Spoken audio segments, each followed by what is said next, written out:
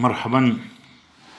مقاومة المواد، الإجهاد الناظمي بالانعطاف، تطبيق هندسي. أوردت المثال 1. الجائز المبين بالشكل 1 مقطعه مستطيل 30×40 سنتيمتر، والإجهاد الحدي 7500 كيلو نيوتن على المتر المربع. المطلوب حساب ما يلي: شدة القوة المركزة F المسموح بها التي ينقلها عمود شاقولي ينفذ على بعد 3 متر من المسند الأيسر A وفقا لشروط معمارية.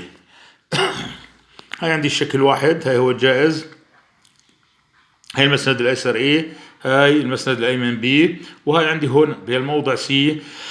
بدي أنفذ عمود وأشوف كم شدة القوة اللي بنقلها هذا العمود في هذا الموضع، في الموضع C، بحيث أنه الجائز هذا ما ينهار.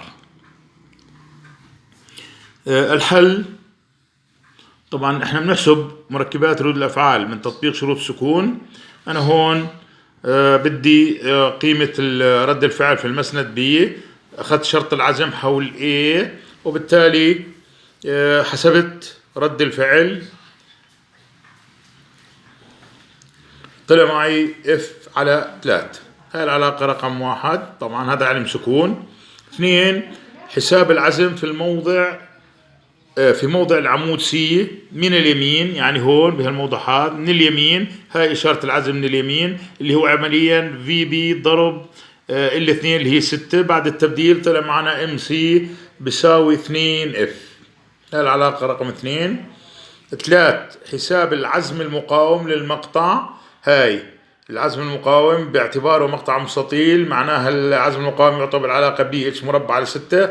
هاي طبقناه، حسبنا طبعا هون بوحدة المتر، ممكن احسبها بالمتر مكعب، ممكن احسبها بوحدة سنتيمتر مكعب سيئا، طلع معي بالمتر مكعب 0.008 متر مكعب. هاي العزم المقاوم للمقطع في الموضع، المقطع المستطيل في الموضع C هون، يعني مكان تنفيذ العمود. رقم 4. حساب الإجهاد الناظمي بالانعطاف. طبعا حيث سيجما سي، طبعا هذا الإجهاد الناظمي لازم يساوي في أقصى حد الإجهاد المسموح به. هاي العلاقة سيجما الإجهاد المسموح به يساوي طبعا سيجما سي اللي أنا بدي أحسبها، واللي هي تعتبر علاقة العزم في الموضع سي على العزم المقاوم بالإصلاح والتبديل.